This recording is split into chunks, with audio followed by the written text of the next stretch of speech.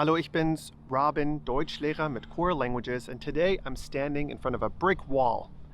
A metaphorical brick wall, if you will, because sometimes when learning German, it may feel like you've hit a brick wall, and it feels like you're not making any progress. Too many little rules to remember, and the grammar is just too complicated. But I'm here to tell you, keep going.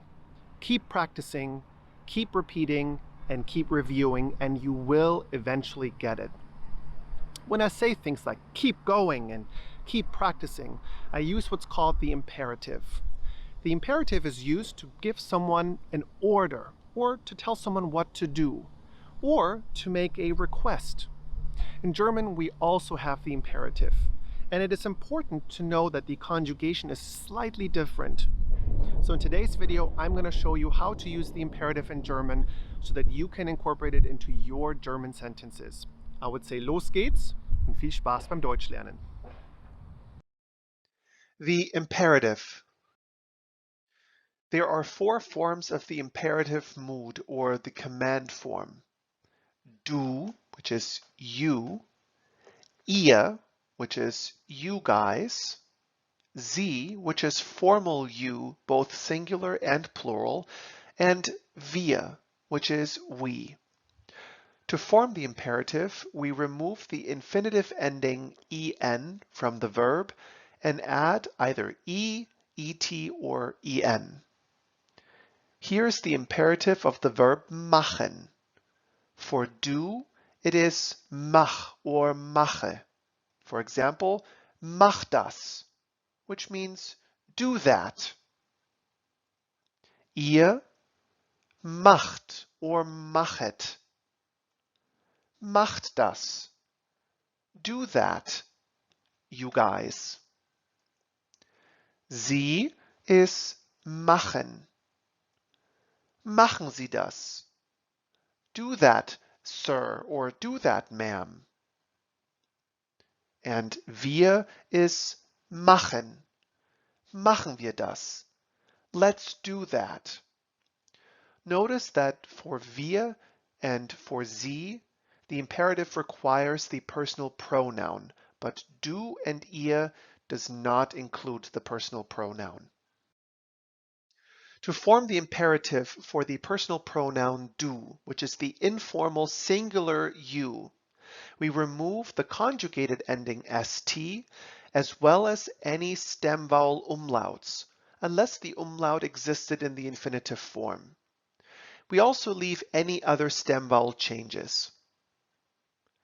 For verbs ending in d or t, or if we have the ending est for do, the added e remains. Imperative sentences typically end in an exclamation mark, but can be softened by ending in a period. Here are some examples of verbs in the present tense and in the imperative. Zeichnen, to draw. Du zeichnest, you draw. Zeichne, draw. Spielen, to play. Du spielst, you play. Spiel, play. Schlafen, to sleep. Du schläfst, schlaf. Arbeiten, to work. Du arbeitest, arbeite. Essen, to eat. Du isst, iss. Sehen, to see.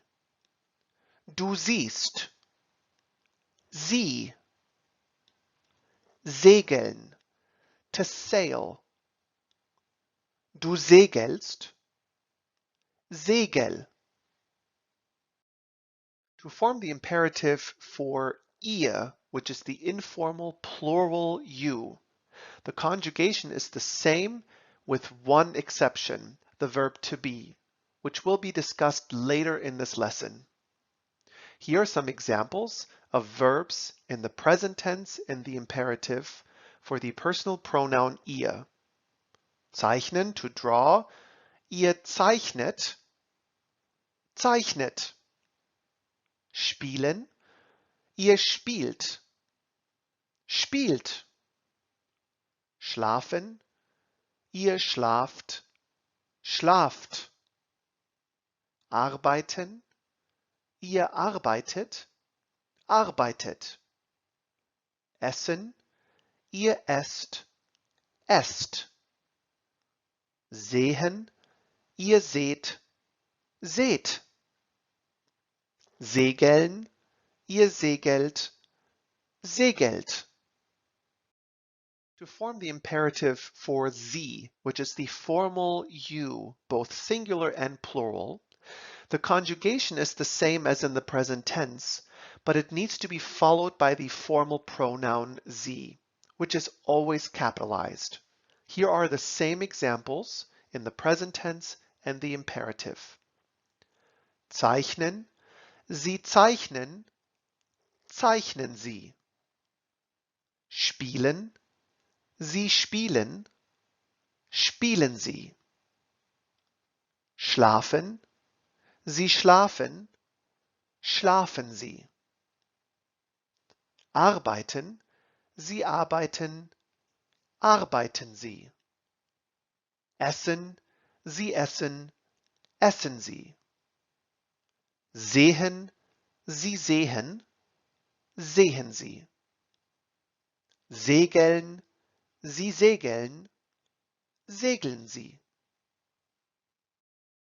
To form the imperative with wir or we use the same conjugation as the present tense, and the imperative also needs to be followed by the pronoun wir. It is important to understand that the wir form of the imperative is more of a suggestion, and it is similar to let's or let us in English. Here are the same examples in the present tense and the imperative. Zeichnen, wir zeichnen, zeichnen wir, which could translate as let's draw. Spielen, wir spielen, spielen wir. Schlafen, wir schlafen, schlafen wir. Arbeiten, wir arbeiten, arbeiten wir.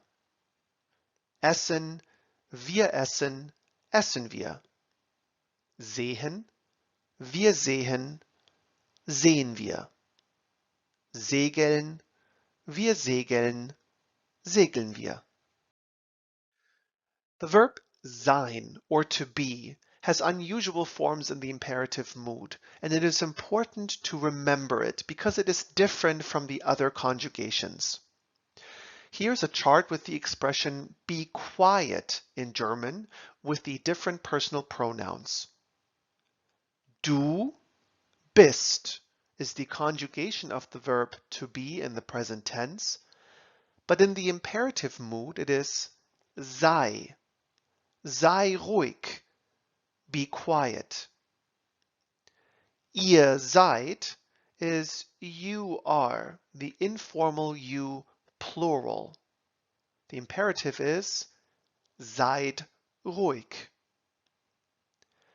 Sie sind, you are, which is the formal you plural and singular.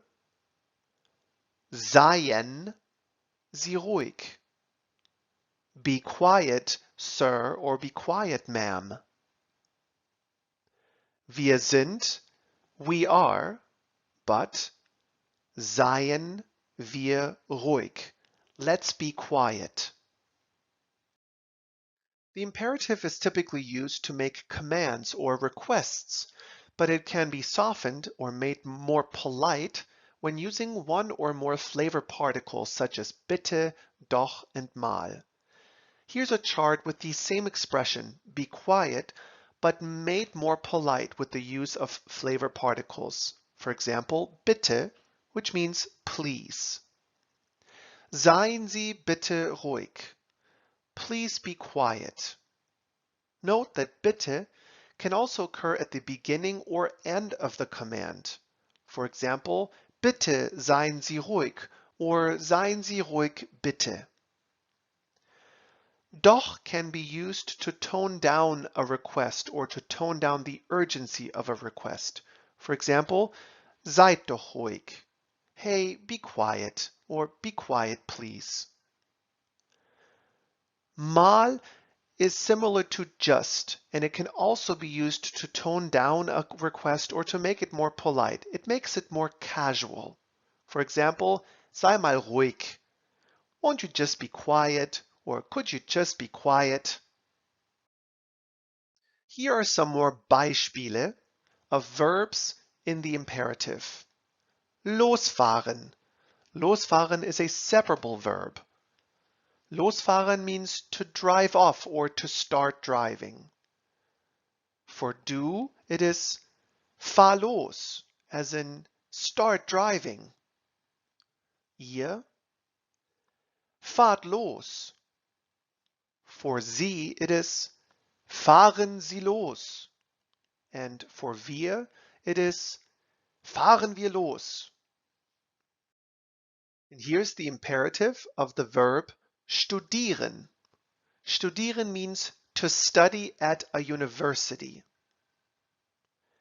Studiere or studier, which means study. Studiert. Studieren Sie. Studieren wir. Let's practice. Üben wir. Look at the following two pictures and sentences and choose between diskutieren, to discuss, and arbeiten, to work. Bitte weiter. Let's assume that these three colleagues are having a discussion at a formal work setting. So we will use the formal you, Sie. Bitte diskutieren Sie weiter. Please continue discussing. And how about this example? These colleagues are in a less formal environment, so we could use du or ihr. Let's use ihr because there are several colleagues. Arbeitet fleißiger. Work harder, you guys.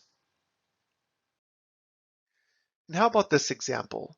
Choose the correctly conjugated form in the imperative for the verb aufmachen, which means to open up. Mach das Fenster auf or machst das Fenster auf. The imperative for aufmachen is mach auf. Mach das Fenster auf.